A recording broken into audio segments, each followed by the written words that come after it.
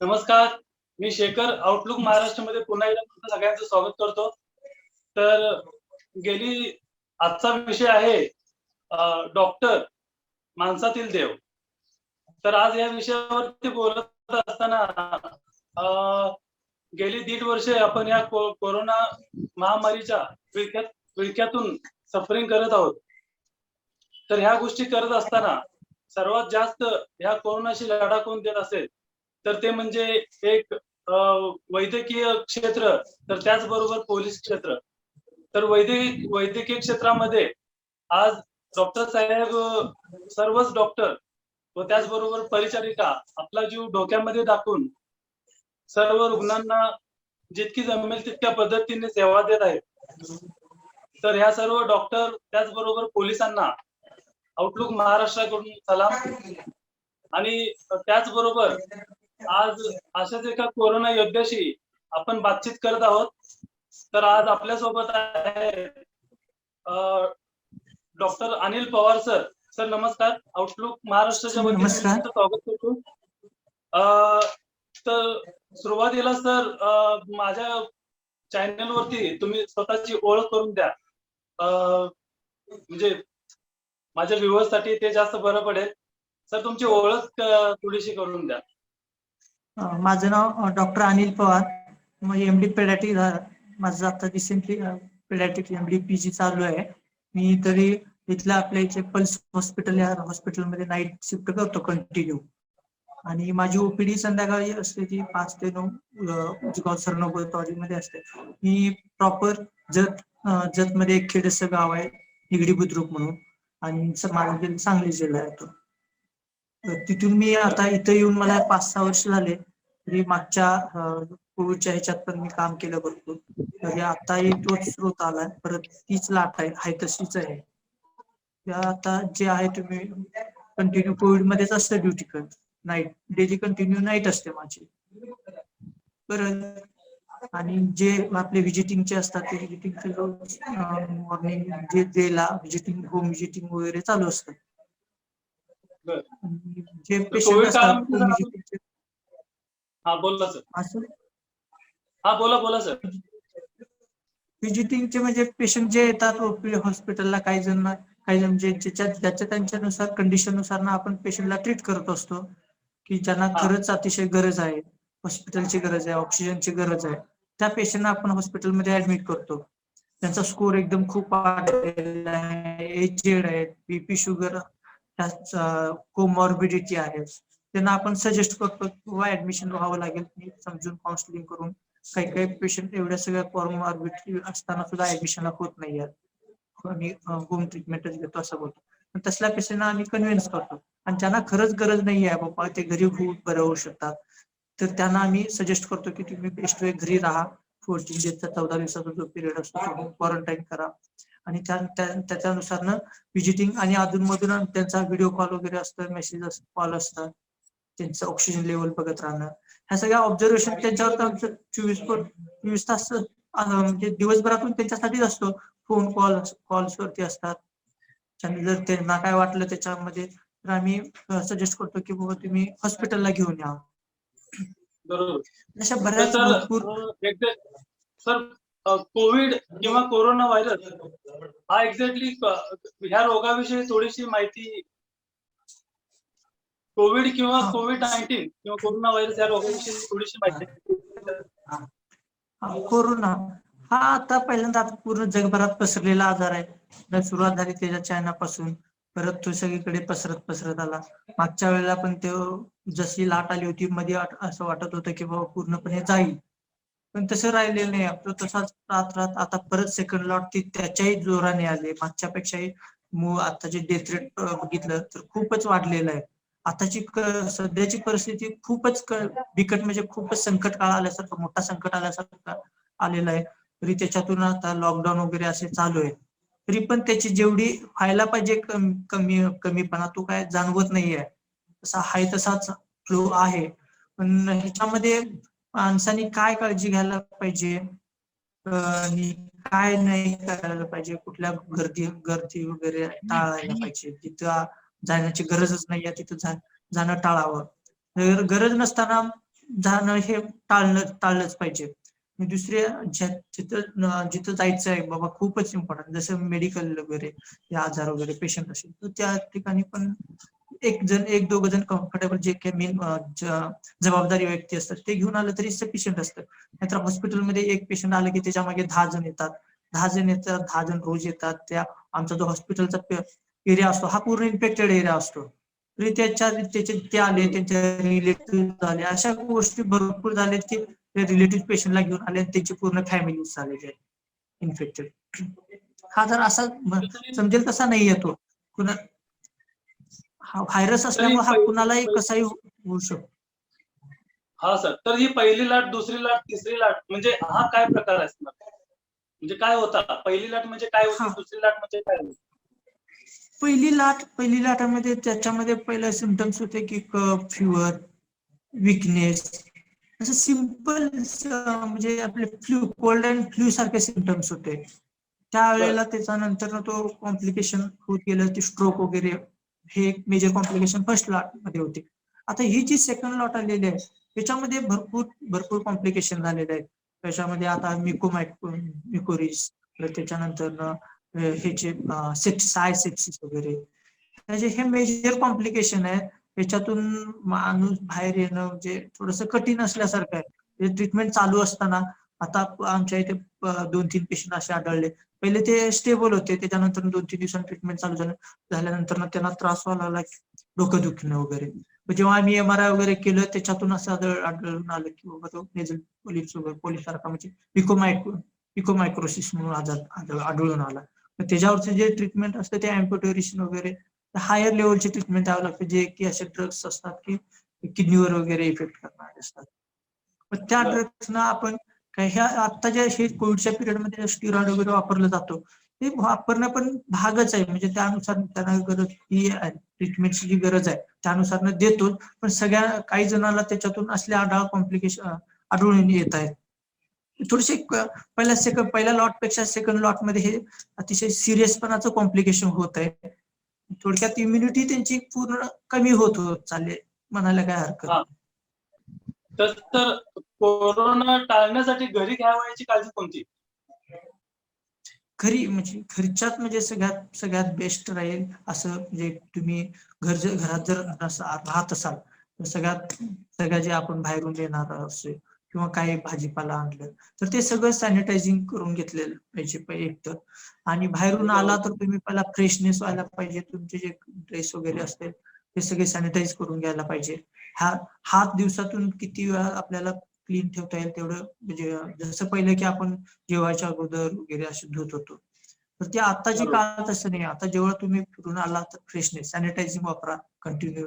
बाहेरच्या लोकांशी संपर्क टाळा, जेवढं होता होईल एवढं व्हिडिओ कॉलिंग ह्याच्यावरती तुमचा संपर्क ठेवा. ह्या प्रिकॉशन घेतला आणि मास्क कंटिन्यू वापरत राहायचं.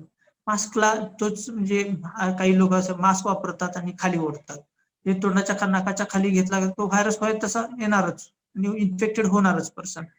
आणि मास्क जेणेकरून तुमचं एक जागेच्या ठराविक ठिकाणीच ठेवलं पाहिजे. ते आल्यानंतर तो मास्क वापरतो.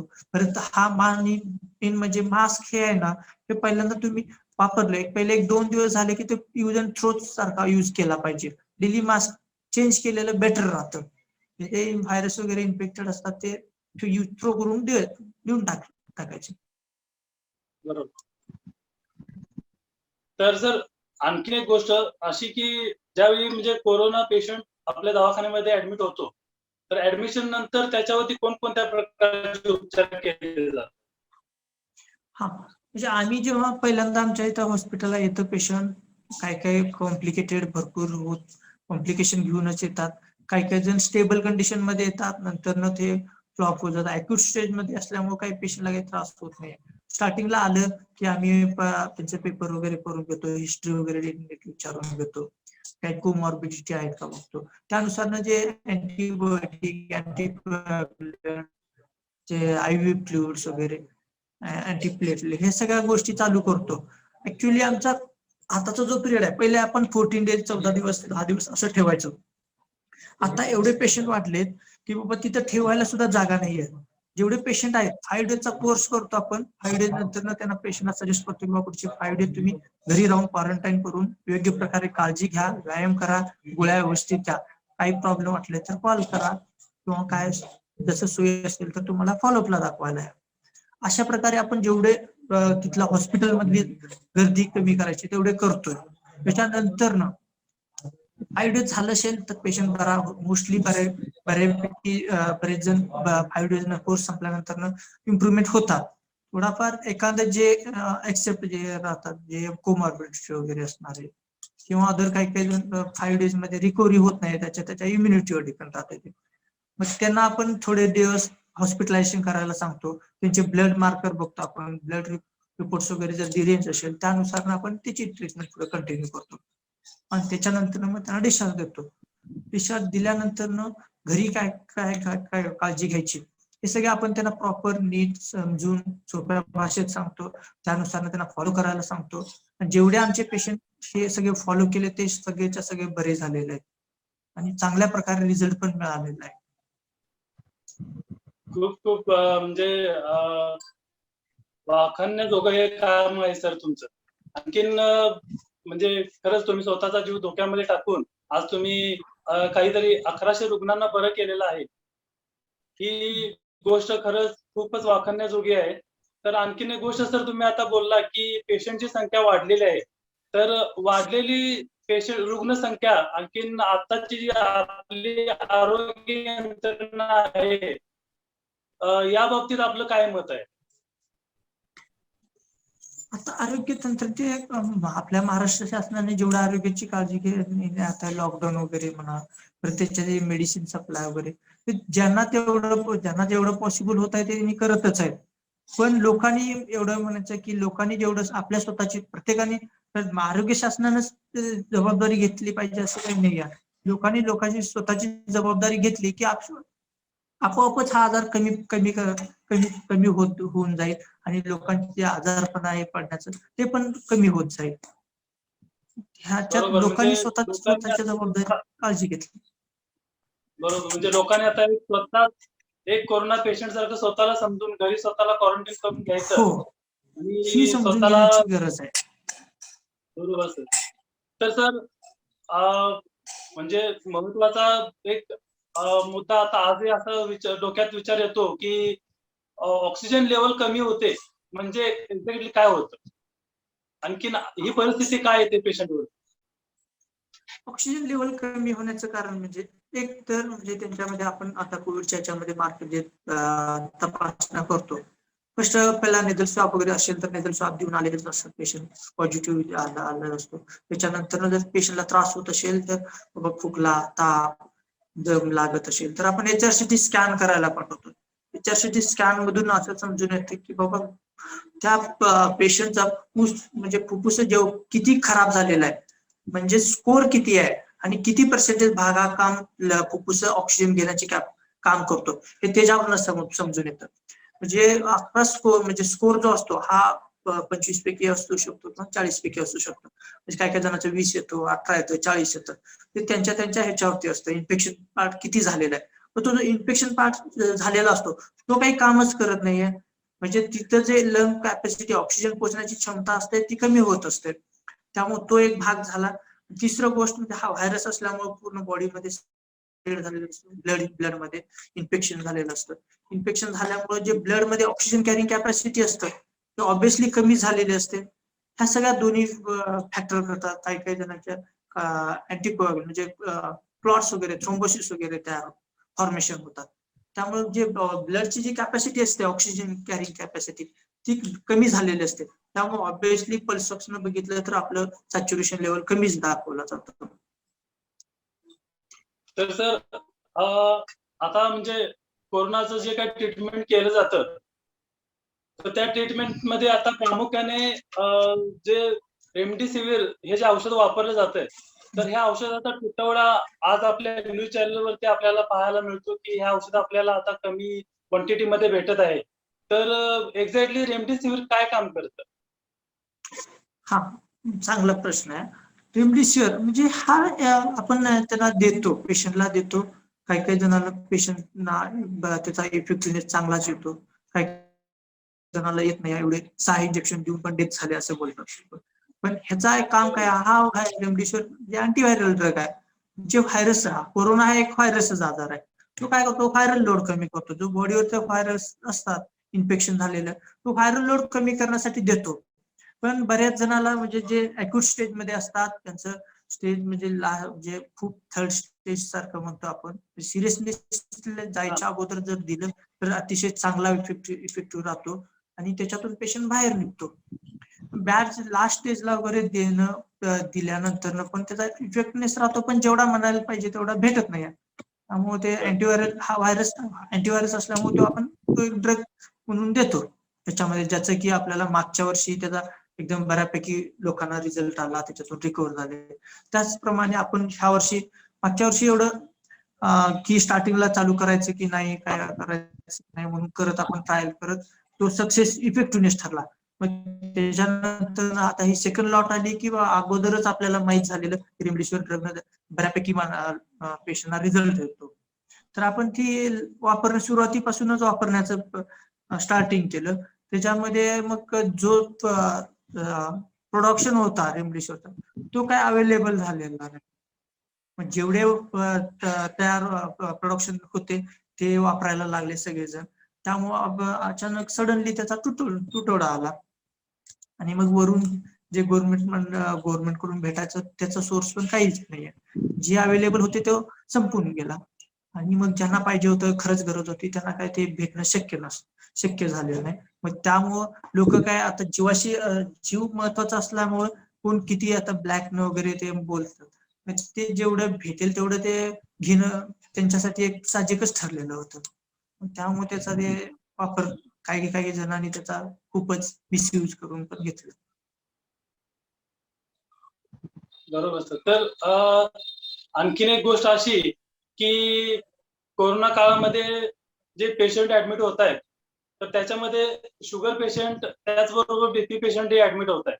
तर कोरोना ती आणखीन डायबिटीज आणखीन शुगर, ब्लड प्रेशर या आजाराचं गणित कसं आहे? डायबिटीस आणि शुगर, म्हणजे कोरोना, डायबिटीज आणखीन ब्लड प्रेशर ब्लड या प्रेशर, आजाराचं गणित कसं आहे? म्हणजे कसं इफेक्ट कसं करतं ते कोरोना ह्या आजारावरती कसा इफेक्ट करतं? ओके. हे बघा, म्हणजे कुठलाही आजार झाला तर आपण कोमॉर्बिडिटी बोलतो, जेणेकरून बीपी, शुगर, धापेचा आजार किंवा हृदयाचा आजार, ह्या गोष्टी फॅक्ट करतात की कुठलाही आजार जो असतो ना त्याला एक रिस्क फॅक्टर म्हणून बनत असतात. मग कोविडच्या ह्याच्यामध्ये ह्या गोष्टी ज्या आहेत त्या खूप त्यांना हे बनल्या गेल्या की बाबा एक फॅक्टरच, म्हणजे रिस्क फॅक्टर, म्हणजे पेशंटची कंडिशन डिटोरेट होण्यामागचं कारण ठरलं गेलं. त्याच्यामध्ये शुगर असणाऱ्या माणसाला, जे ब्लडमध्ये शुगर असतं, ते जे बॅक्टेरिया ग्रोथ फॅक्टर, ग्रोथ म्हणून त्यांना एक सोर्स भेटतो, ज्याच्यामध्ये जो नॉर्मल पेशंट मध्ये बरं होण्याची कॅपॅसिटी जी असते 100%, ती शुगरच्या पेशंट मध्ये 50% होऊन जाते. जे त्याला एक अडथळा निर्माण होऊन जातो. हायपरटेन्शन म्हणा, बीपी, आपले शुगर, ब्लड प्रेशर, शुगरची म्हणा, किंवा दुसरं गोष्ट म्हणजे सगळ्यात रिस्क फॅक्टर म्हणजे IHD वगैरे, जे हृदयाचे, ज्यांची अँजिओप्लास्टी वगैरे झालेली आहे, त्या पेशंट मध्ये खूप रिस्की ठरलं जातं. हा व्हायरस असल्यामुळे थोडासा जरी क्लॉट झालं, फॉर्मेशन वगैरे, जे डी डायमर मार्कर म्हणतो, तो खूप वाढलेला असतो. त्याच्यामध्ये ते स्ट्रोक बसण्याचे चान्सेस असतात, अटॅक येतात आणि सडनली पेशंटची डेथ होऊ शकते. त्यामुळे हे एक रिस्कच फॅक्टर आहे, कोमॉर्बिडिटी, ब्लड प्रेशर म्हणा, शुगर म्हणा, किंवा दुसरा धापेचा आजार, IHD वगैरे ह्यासारखे आजार, हे अडथळ्यासारखे, आजाराला अडथळा असल्यासारखं आहे. तर मग निमोनिया आणखीन जे काय आता अस्थेमॅटिक आजार आहेत, या आजारांपासून निमोनिया, कोरोना किती म्हणजे वेगळा कसा आहे? लोकांचा एक गैरसमज होऊन जातोय की निमोनिया म्हणजे आमच्या पेशंटला निमोनिया झाला, जे आमच्या पेशंटला कोरोना नाही झालं. असे काही लोक येतात की आमच्या पेशंटला फक्त निमोनिया झाला. निमोनिया म्हणजे काय, हा का होतो? जो कोविडचा व्हायरस असतो हा लंग्सवर अफेक्ट करतो. थोडक्यात म्हणजे ब्रॉन्क्युल्स वगैरे इफेक्टिव्हनेस म्हणजे त्याच्यामध्ये जे बॅक्टेरियल इन्फेक्शन होतं. म्हणजे लंग्स इन्फेक्शन झालं म्हणजे ब्रॉन्क्युल्स वगैरे इन्फेक्शन झालं म्हणजे ऑब्व्हियसली निमोनियाच होतो. एक्यूट रेस्पिरेटरी डिस्ट्रेस सिंड्रोम म्हणतो त्यांना. त्याच्यामध्ये विथ व्हायरल निमोनायटिस वगैरे म्हणजे हे जे असतात ते रेस्पिरेटरी श्वास घेण्याला त्रास तर होतोच पेशंटला. त्याचबरोबर जे आपले फुफ्फुसे खराब झालेले असतात त्याला आपण निमोनिया म्हणतो. म्हणजे जो आजार व्हायला होता तो फुफ्फुसे इन्फेक्शन व्हायचं म्हणजे कुठला तरी बॅक्टेरियल न व्हायचं किंवा व्हायरस न व्हायचं कुठल्याही हे न व्हायचं म्हणजे लंग इन्फेक्शन झालं म्हणजे निमोनायटिस झालं. तसंही हा आजार सेम हा झाला कशामुळं कोविडच्या व्हायरस त्यामुळे आपण त्याला व्हायरल निमोनायटिस म्हणतो. विथ म्हणजे कशामुळे झाला हा तर कोविडचे इन्फेक्शन. Okay sir. तर सर आता म्हणजे ह्या कोरोनाना जे उपचार केले जातात तर ह्याच्यामध्ये प्रामुख्याने स्टेरॉइडचा वापर हा केला जातो. कोरोनाचं म्हणजे कोरोनावरती इफेक्टिव्ह आहे म्हणून स्टेरॉइड वापरले जाते. तर हे स्टेरॉइड आपल्या बॉडीसाठी किती युजफुल आणखी युजलेस म्हणजे हे आहे याचे सिम्पटम्स काय राहतात आपल्या बॉडीवरती? स्टिरॉइड वापरण्यामागचं कारण म्हणजे असं नाही की आपण सरसकट सगळ्यांनाच वापरतो स्टिरॉइड.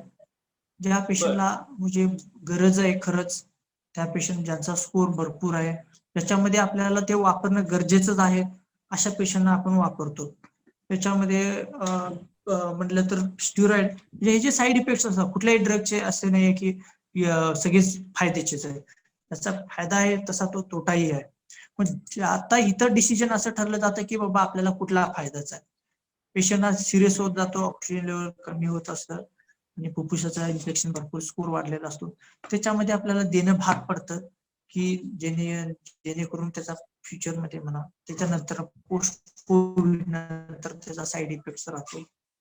हे माहिती असतं आपल्याला पण वापरणं गरजेचं आहे. पेशंटची लाईफ सेव्हिंग करणं गरजेचं आहे. त्यामुळे आपण वापरतो तो ठराविक पेशंटला म्हणजे ज्याच्या त्याच्या ह्याच्यानुसार परत तो टॅपर करत स्टिरॉइड बंद करण्याच्या नादात असतो आपण पहिल्यांदा. म्हणजे हा खूप लॉंग टर्म वापरत नाही आपण एवढे आपल्याला जे ज्याच्यातून रिस्क ह्याच्यातून बाहेर पडलो एकदा की तो टॅपर करत आपण बंद करून टाकतो. आणि त्याच्यानंतर त्याचा साईड इफेक्ट वगैरे असतात ते विकनेस वगैरे राहणं, पेशंटला बेचैन वगैरे वाटणं, वजन वाढणं, ह्या गोष्टी थोड्याशा आताच्या माझ्या याच्यात बघण्यात आलेले की थोडस स्वेलिंग, फेस स्वेलिंग वगैरे, वेट गेन वगैरे अशा बऱ्यापैकी त्याचे साईड इफेक्ट्स आहेत. ते एवढं म्हणजे ते आपल्याला बघणं एवढं इम्पॉर्टंट राहिलेलं नसतं कारण पहिल्यांदा जो आजार असतो तो ट्रीट करणं महत्वाचं असतं. त्याच्यातून एकदा बाहेर आला तर ते नंतर ना आपल्याला हे हँडल करता येईल. हळूहळू स्टिरॉइडचा इफेक्टिव्हनेस तो पण कमी होत जाईल. ज्याने आपले नॅचरल डाएट्स वगैरे एक्सरसाइज वगैरे हे करणं चालू ठेवायचं. आणखीन एक गोष्ट सर अशी की कोरोनाचा जो काळ आहे तो 14 दिवस आपण मानला आहे. तर त्याच्यानंतर पोस्ट कोविड ह्या वयाची काळजी अशी कोणती राहते? हा पोस्ट कोविड नंतर ना आता बरेच जणाला असं झालं की की अशक्तपणा आहे सर मला त्याच्यानं अशक्तपणा येतोय, भूक लागत नाही, बेचैनपणा वाटतोय, मन लागत नाहीये, त्याच्यानंतर डोके वगैरे दुखणं असे काही बरेच सिम्पटम्स आहेत की त्याच्याकडून आपण मी माझ्या पेशंटला असं सांगतो की बाबा त्याच्यानंतर बरेच जण येतात की सर असं झाल्यानंतर ना आता असा त्रास व्हायला लागला. तर मी तसल्या पेशंटना असं सजेस्ट करेन की तुम्ही त्याच्याकडे दुर्लक्ष करता बाकीचे तुमचे जे डेली रुटीन ऍक्टिव्हिटीज आहेत ते करत राहा. एक्सरसाइज करा रोज डेली, चांगले खाद्य खात राहा, व्यायाम करत राहा, डेली वेळेवर जेवत राहा. ह्या सगळ्या गोष्टी करूनही जर काही वाटत असेल तर मग मला भेट द्या. मी त्यानुसार जर त्या ट्रीटमेंटचे काय त्याच्यात मेडिसिन द्यायचं असेल तर मी त्यांना देतो. अदरवाईज मी जेवढे आता पोस्ट कोविड नंतर पेशंटला मेडिसिन अवॉइड करता येईल तेवढं करतो. पण ते असे डिपेंडन्स झालेलं सारखं होऊन बसतात. आता हे जे कोविड पेशंट आहेत तर कोविड म्हणजे हा कोविड आजार आणि त्याचबरोबर कोविडचं मानसिक दुखणं किंवा मानसिक स्थिती ह्या दोन्ही एकमेकाला कशा प्रकारे जोडलेल्या असतात किंवा कसं पेशंट कसा ट्रीट होतो त्या दोन्हीतून बाहेर कसा पडतो? बरोबर. म्हणजे हा एक असा आजार झालाय की बाबा काही काही पेशंट असे असतात की मला कोविड झालं, ऍडमिशनला सुद्धा यायचं म्हणल्यावर भीती वाटत असते. तिथलं वातावरण क्लायमेट वगैरे बघितलं तर ते थोडासा वेगळाच असतो. बाहेर सगळे पेशंट असतात, काही जण भरपूर सिरियस वगैरे असतात, खोकला वगैरे काढत असतात, दम लागत असतो ते पेशंट वगैरे. आणि आताच्या न्यूज वगैरे बघतात ना, तर त्यांना असं भीती मनात बसून गेले की पेशंट आपल्याला तिथे गेले की डेथ होणार, अशी आपल्याला वेगळीच ट्रीटमेंट देणार, की आपल्याला वेळेवर काही भेटणार नाही. असे भरपूर लोकांच्या समजुतात म्हणजे वेगवेगळ्या असतात, ते थिंक करत असतं पेशंटच्या याच्यावरती. पण पेशंटने जर धाडस ठेवून बाबा मला काहीच नाही होणार, मी पूर्णपणे बरं होणार. आम्ही काउन्सिलिंग करतोच पेशंटला, त्यात काही नाही आहे की ते किती सिरियस जरी असलं तरी त्या पेशंटला आम्ही पहिल्यांदा आल्यानंतर काही घाबरायचं नाहीये. पेशंट तुम्ही बरं होणार, बरं होऊन जाल. तिथून वेगळ्या प्रकारे व्यायाम म्हणजे आम्ही सांगितलं तसं गोळ्या वेळेवर घ्या. ह्या सगळ्या गोळ्या घेतल्या की तुम्ही लगेचच्या लगेच इथून जेवढं बाहेर जाता येईल तेवढं बाहेर होऊन जा. कारण की आता ऑक्सिजन लेवल वगैरे बघायला जातो, तर त्यावेळेला त्यांचं लक्ष असतं की किती आहे सर, किती आहे. मग त्यांना असं वाटत असतं की आपलं कमी झाला, त्याला थोडं जरी 1% जरी कमी झालं तर ते घाबरून जातात. त्यांचं काही मनस्थिती नसते त्या ह्याच्यानुसार. तर त्याच्यावरती फोकस असतो त्यांना की आम्ही नीट समजून सांगतो काही नाहीये, ऑक्सिजन लेवल ठीक आहे. आमच्या दृष्टीने ते बेटर असतं. आम्ही ऑक्सिजन लेवल न बघता थोडक्यात पेशंट कडे बघतो. बाबा पेशंट कसा बिहेव करतो, तो मेंटली कसा आहे, त्याची श्वास घेण्याची गत कशी आहे, ह्या सगळ्या गोष्टी बघतो आणि मग ऑक्सिजनवर डिपेंड करतो.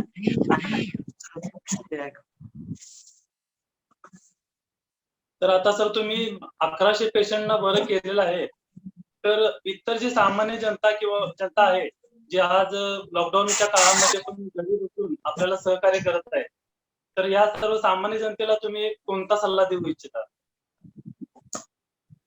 हा, म्हणजे माझी एवढीच म्हणू शकतो की लोकांनी काळजी घेतली पाहिजे. म्हणजे माझ्या याच्यातून म्हणजे बऱ्यापैकी कोऑपरेटिव्ह पण काही काही जण असतात, ते खूप स्ट्रिक्टली फॉलो करतात.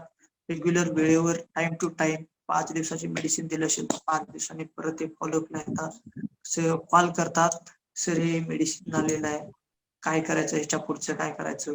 सगळे बऱ्यापैकी म्हणजे मला लोकांनी पण सपोर्टिव्ह चांगल्या बऱ्यापैकी दिलं, तर त्याच्यातून मी सक्सेसफुल होम ट्रीटमेंट देत आलो.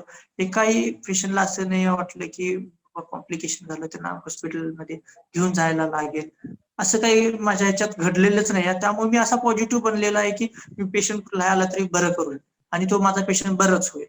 ह्या पॉझिटिव्ह माइंडने मी काम करतोय. मला जेही कुठलाही पेशंट बघितलं तर तो बरं होणार, ह्या दृष्टीनेच मी बघत असतो आणि त्यानुसार माझी ट्रीटमेंट चालू असते. बऱ्यापैकी सक्सेस पण मिळाला आणि खूप आनंद वाटतं की पेशंट जेव्हा पूर्णपणे बरं होतो, पेशंटच्या रिलेटिव्ह ह्यांच्यापेक्षा आम्हाला स्वतःला वाटत असतं की माझं पेशंट एवढे चांगले झाले का, एकदम प्रॉपर हँडल झाले. त्यांना ऑक्सिजनची वगैरे गरज लागू शकते असं वाटत होतं, त्यांनी त्याच्यातून बाहेर पडलं आणि योग्य प्रकारे बऱ्यापैकी झाले, सगळे क्युअर झाले, ब्लड रिपोर्ट सगळे नॉर्मल आले. ब्लड रिपोर्ट सगळे नॉर्मल येऊन पेशंट खूप स्टेबल झाला. आम्ही दोन्ही कम्पॅरेटिव्ह करतो की पेशंट कसा आहे आणि लॅब रिपोर्ट्स कसे आहेत. त्या दोन्ही कम्पॅरिझन करून पेशंट बरा झाला की नाही समजतो. त्याच्यातून चांगला रिझल्ट मिळालेला आहे आणि सक्सेसफुल ट्रीटमेंट पण ठरलेली आहे. धन्यवाद सर. तर सामान्य जनतेला मी आज एवढं सांगेन की सर अहोरात्र आपल्यासाठी इतके कष्ट घेत आहेत की त्यांनी स्वतःच जीवनामध्ये 3 आणि 4 तास झोप घेऊन स्वतःच्या तब्येतीची काळजी न करता ते आज आपल्यासाठी सेवा देत आहेत. तर या सर्व गोष्टींची जाणीव राखून सर्व समाजाने म्हणा किंवा प्रत्येकाने घरीच राहून कोविड ह्या आजाराशी आपल्याला लढा द्यायचा आहे, तर सॅनिटायझर सारख्या गोष्टी वापरा, त्याचबरोबर मास्कही वापरा. आणखीन सोशल डिस्टन्सिंग या गोष्टींवरती जास्त कॉन्सन्ट्रेट करा आणि प्रत्येकाला आयसोलेट, स्वतःला जगापासून आयसोलेट करून या कोरोना साखळीला तोडून आपण त्या कोरोनाच्या लढ्यामध्ये जिंकायचं आहे. तर सर्वांनी या गोष्टीला मदत करा. त्याचबरोबर सर, आउटलुक महाराष्ट्राच्या वतीने मी सर तुमचे आभार मानतो. तुम्ही वेळात वेळ काढून आम्हाला थोडं मार्गदर्शन केलं. आणखीन धन्यवाद सर. अशा प्रकारचे व्हिडिओ पाहण्यासाठी आजच आमच्या आउटलुक महाराष्ट्र या चॅनलला लाईक करा, शेअर करा आणि सबस्क्राईब करा.